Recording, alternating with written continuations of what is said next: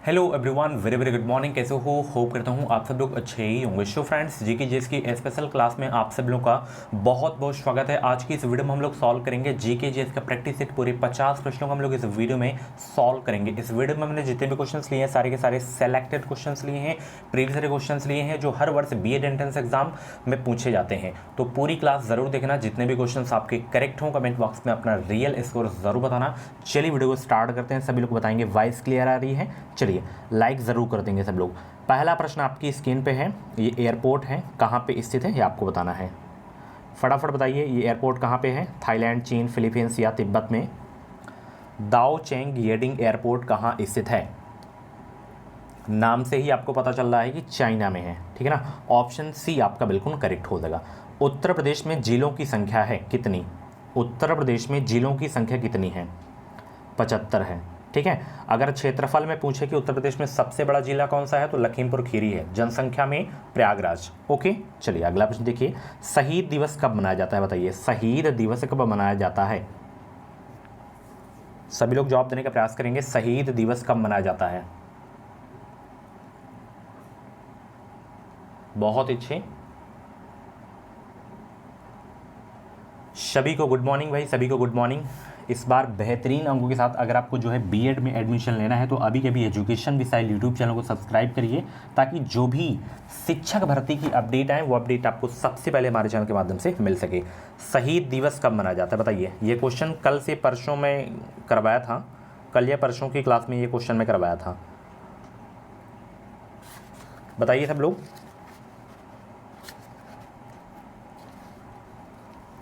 तो शहीद दिवस मनाया जाता है प्रत्येक वर्ष 30 जनवरी को। तीसरा का ऑप्शन यहाँ पे सी करेक्ट हो जाएगा। चलिए 9 जनवरी को क्या मनाया जाता है बताइए। 9 जनवरी को तो प्रवासी भारतीय दिवस मनाया जाता है, ठीक है ना। 15 जनवरी को थल सेना दिवस मनाया जाता है, ठीक है ना। चलिए अगला प्रश्न देखिए। विश्व कैरम चैंपियनशिप वर्ष 2012 में किसने जीती? ये पुराना करंट अफेयर का क्वेश्चन है, तो इससे जो है जीता गया था रश्मि कुमारी के द्वारा। ऑप्शन ए आपका बिल्कुल करेक्ट हो जाएगा। रिजर्व बैंक की स्थापना की गई थी कब बताइए। रिजर्व बैंक की स्थापना कब की गई थी?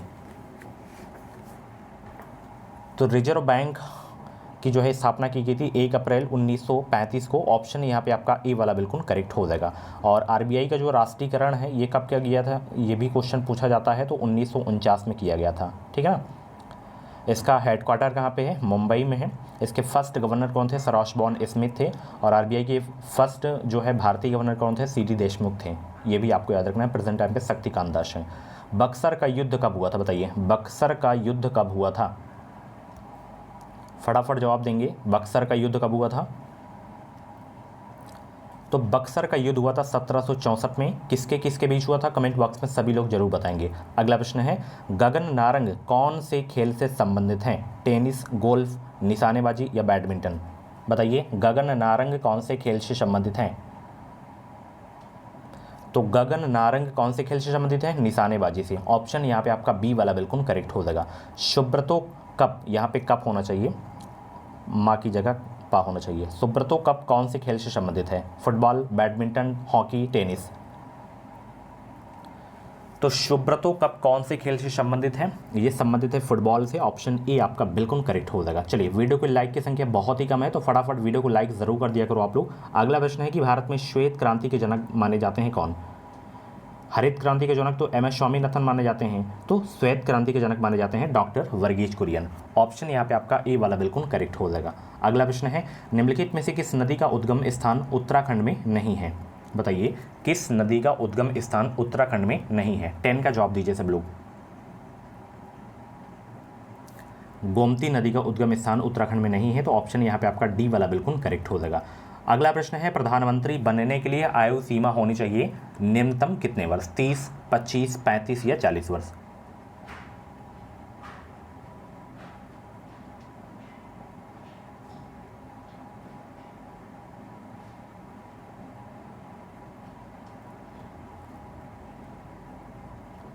तो होनी चाहिए 25 वर्ष। ऑप्शन यहाँ पे आपका बी वाला बिल्कुल करेक्ट हो जाएगा। चलिए, राज्यसभा के सदस्यों का कार्यकाल होता है कितने वर्ष का? बताइए सब लोग, राज्यसभा के सदस्यों का कार्यकाल होता है कितने वर्ष का? 6 वर्ष का होता है, लोकसभा का 5 वर्ष का होता है। ऑप्शन यहाँ पे आपका जो है बी वाला बिल्कुल करेक्ट हो जाएगा। जैसे वित्तीय आपातकाल आ जाता है तो उसको जो है कार्यकाल को बढ़ाया भी जा सकता है 5 वर्ष से अधिक। अगला प्रश्न है, विश्व का सबसे बड़ा मरुस्थल कौन सा है, बताइए। 13 का जवाब दीजिए। विश्व का सबसे बड़ा मरुस्थल कौन सा है? तो विश्व का सबसे बड़ा मरुस्थल है सहारा मरुस्थल। ऑप्शन ए आपका बिल्कुल करेक्ट हो जाएगा। मानवाधिकार दिवस कब मनाया जाता है? मानवाधिकार दिवस कब मनाया जाता है, बताइए। 14 को जवाब दीजिए सब लोग। तो मानवाधिकार दिवस मनाया जाता है प्रत्येक वर्ष 10 दिसंबर को। ऑप्शन यहाँ पे ए आपका बिल्कुल करेक्ट हो जाएगा। लाल ग्रह के नाम से कौन सा ग्रह जाना जाता है? लाल ग्रह, जैसे नीला ग्रह के नाम से पृथ्वी जाना जाता है, भोर के तारा के नाम से जाना जाता है शुक्र। तो लाल ग्रह के नाम से कौन सा ग्रह जाना जाता है? याद रखना, मंगल। ऑप्शन ए आपका बिल्कुल करेक्ट हो जाएगा। नीला ग्रह के नाम से पृथ्वी। अगला प्रश्न देखिए, पंचवर्षीय योजना का प्रारंभ जो है कब से हुआ था, बताइए। पंचवर्षीय योजना का प्रारंभ कब से हुआ था? वेरी इंपॉर्टेंट क्वेश्चन आपके एग्जाम के लिए।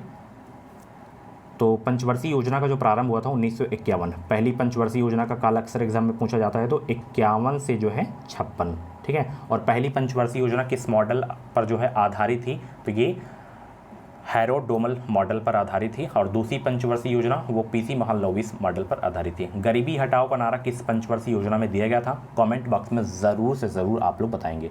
अगला प्रश्न है, पोंगल किस राज्य का चर्चित पर्व है? पोंगल किस राज्य का चर्चित पर्व है? तो ये है तमिलनाडु का। वेरी इंपॉर्टेंट क्वेश्चन था।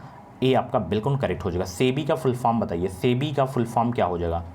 सेबी का फुल फॉर्म क्या होगा? वेरी इंपॉर्टेंट क्वेश्चन आपके एग्जाम के लिए। तो सेबी का फुल फॉर्म होगा securities and exchange board of India. Option D correct हो जाएगा।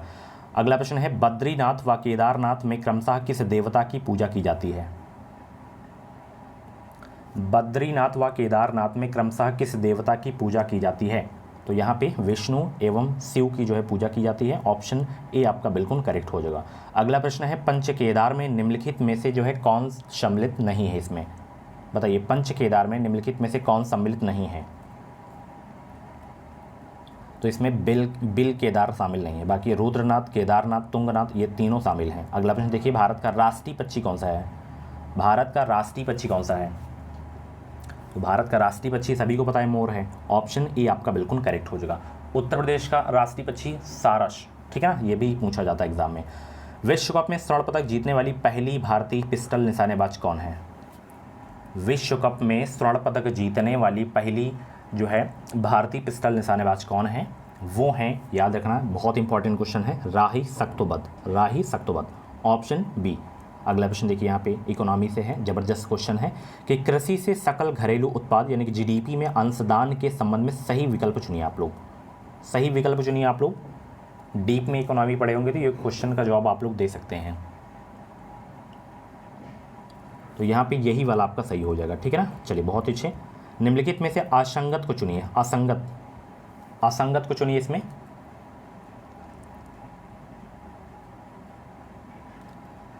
ट्वेंटी 24 का राइट आंसर क्या होगा? रिंकी पेटिंग, ये जो है ऑस्ट्रेलिया से हैं। Kevin Pietersen England. Lasith Malinga Sri Lanka के क्रिकेटर हैं। हासिम उल अमला ये बांग्लादेश के नहीं बल्कि साउथ अफ्रीका के हैं। तो यहाँ पे ऑप्शन डी आपका बिल्कुल करेक्ट हो जाएगा। अगला प्रश्न देखिए, यहाँ पे संस्कृत को जो है दूसरी राजभाषा का दर्जा देने वाला राज्य कौन सा है? Very very most important question आपके एग्जाम के लिए।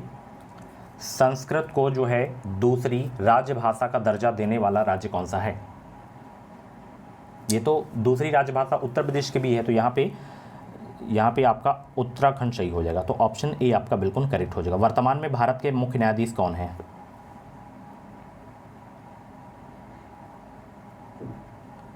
इसका जवाब आपको कमेंट बॉक्स में देना है, ठीक है ना। चलिए, भारत का संविधान कब लागू हुआ? बताइए, भारत का संविधान कब लागू हुआ और किस नंबर के हैं मुख्य न्यायाधीश, ये भी आपको जरूर बताना है, ठीक है ना। ऑप्शन में नहीं है तो आप गूगल करके ज़रूर बताना, अगर याद है तो आप कमेंट करके ज़रूर बताना। तो भारत का संविधान जो लागू हुआ था डियर, ये लागू हुआ था 26 जनवरी 1950 को। ऑप्शन ए आपका बिल्कुल करेक्ट हो जाएगा। अगला प्रश्न है कि औरंगजेब की मृत्यु कहाँ हुई थी? बताइए, औरंगजेब की मृत्यु कहाँ हुई थी? 28 का जवाब दीजिए। अहमदनगर में हुई थी औरंगजेब की मृत्यु। ऑप्शन सी करेक्ट हो जाएगा। स्वर्ण मंदिर का निर्माण निम्नलिखित में से किसने करवाया था? बताएंगे सब लोग। स्वर्ण मंदिर का निर्माण निम्नलिखित में से किसने करवाया था? अभी भी वीडियो की लाइक की संख्या बहुत ही कम है, तो बार बार ना कहना पड़े लाइक के लिए सब्सक्राइब करिए, एक ही बार में कर दिया करें क्योंकि क्लास डिस्टर्ब हो जाती है फिर। स्वर्ण मंदिर का निर्माण निम्नलिखित में से किसने करवाया था भाई? गुरु अर्जुन देव ने करवाया था। ऑप्शन बी आपका बिल्कुल करेक्ट हो जाएगा। निम्नलिखित में से ज्ञानपीठ पुरस्कार किसे प्राप्त नहीं हुआ? 30 का जवाब दीजिए सब लोग। निम्नलिखित में से ज्ञानपीठ पुरस्कार किसे प्राप्त नहीं हुआ? इसमें तो मैथिली शरण गुप्त को जो है ज्ञानपीठ पुरस्कार नहीं प्राप्त हुआ है, बाकी तीनों लोगों को प्राप्त हुआ है। ऑप्शन डी करेक्ट हो जाएगा। लौह स्त्री के नाम से जाने जाने वाली महिला कौन है? लौह स्त्री के नाम से जाने जाने वाली महिला कौन है? तो वो है मार्गरेट थैचर। ऑप्शन सी आपका बिल्कुल करेक्ट हो जाएगा। आज मैं बता दूं, आज जो आपकी हिंदी की क्लास होगी ज़बरदस्त क्लास होगी, आज तक की सबसे बेहतरीन क्लास होगी, तो उस क्लास को देखना मत भूलिएगा। यानी कि आज से जो भी क्लासेस होंगी हम डिटेल में उस क्वेश्चन को समझेंगे। एक क्वेश्चन से कितने क्वेश्चन बन सकते हैं, कौन कौन से क्वेश्चन पूछे जाते हैं इस टाइम, वही मैं आपको बताऊंगा। हर क्वेश्चन का एक्सप्लेन करूंगा मैं, ठीक है ना? तो पूरी क्लास ज़रूर देखना आप लोग। लौह स्त्री के नाम से जाने जाने वाली महिला कौन है? Margaret Thatcher. अगला प्रश्न देखिए यहाँ पे, कथक किस राज्य का लोक नृत्य है? कथक 32 का जवाब दीजिए। कथक किस राज्य का लोक नृत्य है? उत्तर प्रदेश का ही है। ऑप्शन सी आपका बिल्कुल करेक्ट हो जाएगा। लंदन ओलंपिक में निम्नलिखित में से किस खिलाड़ी ने एक भी पदक नहीं जीता? 33 का जवाब दीजिए। लंदन ओलंपिक में निम्नलिखित में से किस खिलाड़ी ने एक भी पदक नहीं जीता? अंजलि भागवत ने। ऑप्शन बी आपका बिल्कुल करेक्ट हो जाएगा। केंद्रीय सांख्यिकी संगठन का प्रमुख कार्य क्या है? डेली क्लास देखने का यही फ़ायदा होता है। थोड़ा सा क्या होता है कि लैंग्वेज जो पूछने का तरीका होता है वो थोड़ा सा चेंज कर देता है। तो कल या परसों की क्लास देखे होंगे तो ये क्वेश्चन में करवाया था, वहाँ पे क्या हुआ था, तो उल्टा इसका पूछ लिया था। तो राष्ट्रीय आय का अनुमान एकत्र करना ये किसका कार्य होता है? CSO यानी कि केंद्रीय सांख्यिकी संगठन का जो है ये कार्य होता है, राष्ट्रीय आय अनुमान एकत्र करना। तो ऑप्शन बी आपका बिल्कुल करेक्ट हो जाएगा। यूरोपीय संघ का मुख्यालय कहाँ है बताइए सब लोग? यूरोपीय संघ का मुख्यालय कहाँ स्थित है? ब्रुसेल्स में है। ऑप्शन सी आपका बिल्कुल करेक्ट हो जाएगा। औद्योगिक ऋण के लिए भारत में शीर्ष बैंक कौन सा है? औद्योगिक ऋण के लिए भारत में शीर्ष बैंक कौन सा है? IDBI है। IDBI का फुल फॉर्म सभी लोग कमेंट बॉक्स में ज़रूर बताना। सरदार पटेल स्टेडियम कहाँ स्थित है बताइए? सरदार पटेल स्टेडियम कहाँ स्थित है? मुंबई, चेन्नई, कोलकाता या दिल्ली में? सरदार पटेल स्टेडियम कहाँ स्थित है? चेन्नई में है। ऑप्शन बी आपका बिल्कुल करेक्ट हो जाएगा। संयुक्त राज्य अमेरिका ने 2 अक्टूबर को कौन सा दिवस मनाने की घोषणा की है? 2 अक्टूबर को सभी को पता है अंतर्राष्ट्रीय अहिंसा दिवस। ऑप्शन ए आपका बिल्कुल करेक्ट हो जाएगा। अंतर्राष्ट्रीय जल दिवस कब मनाया जाता है बताइए? अंतर्राष्ट्रीय जल दिवस कब मनाया जाता है? 22 मार्च को। बहुत अच्छे। और पृथ्वी दिवस कब मनाया जाता है? 22 अप्रैल, अभी मनाया गया है। गगनम नृत्य शैली कौन से देश की है? गगनम नृत्य शैली कौन से देश की है? दक्षिण कोरिया, जापान, चीन या अमेरिका? आज की क्लास कैसी लगी ज़रूर से ज़रूर लास्ट में बताना आप लोग। तो ये दक्षिण कोरिया की जो है नृत्य शैली है गगनम। अगला प्रश्न देखिए, राष्ट्रमंडल खेल पहली बार कब आयोजित किए गए थे? छपने वाला प्रश्न है। 40 का जवाब दीजिए सब लोग। राष्ट्रमंडल खेल पहली बार कब आयोजित किए गए थे? तो ये आयोजित किया गया था 1930 में। ऑप्शन डी आपका बिल्कुल करेक्ट हो जाएगा। सत्यमेव जयते लिया गया था।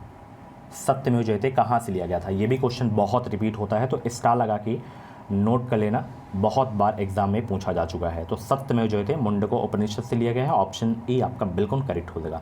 सिखों के जो है अंतिम गुरु कौन थे बताइए? सिखों में जो आपके गुरु थे वो अंतिम गुरु कौन थे? गुरु गोविंद सिंह थे। और पहले यानी कि संस्थापक गुरु नानक देव। विटामिन के की कमी से कौन सा रोग होता है? जैसे विटामिन ए की कमी से रतौंधी हो जाता है, बी से आपका जो है बेरी बेरी हो जाता है, सी से स्कर्वी हो जाता है, डी से आपका रिकेट्स हो जाता है। तो के की कमी से कौन सा रोग होता है? रक्त का थक्का न बनना। ऑप्शन बी आपका बिल्कुल करेक्ट हो जाएगा। यू की भांवरी किस खेल से संबंधित है? यू की भांवरी किस खेल से संबंधित है? बैडमिंटन, गोल्फ या टेनिस या निशानेबाजी? टेनिस से संबंधित इनका। ऑप्शन बी आपका बिल्कुल करेक्ट हो जाएगा। अभी भी समय है, लाइक कर दो वीडियो को। अगला प्रश्न है, बैडमिंटन किस देश का राष्ट्रीय खेल है? बैडमिंटन ये मलेशिया का राष्ट्रीय खेल है बैडमिंटन। ऑप्शन ए आपका बिल्कुल करेक्ट हो जाएगा। अगला प्रश्न वेरी इंपॉर्टेंट क्वेश्चन है कि विक्रम साराभाई अनुसंधान केंद्र कहाँ स्थित है? विक्रम साराभाई अनुसंधान केंद्र कहाँ स्थित है? ये तिरुवनंतपुरम में है। बहुत ही अच्छा प्रश्न था, इंपॉर्टेंट भी था। जन लोकपाल बिल किससे संबंधित है? जन लोकपाल बिल किससे संबंधित है?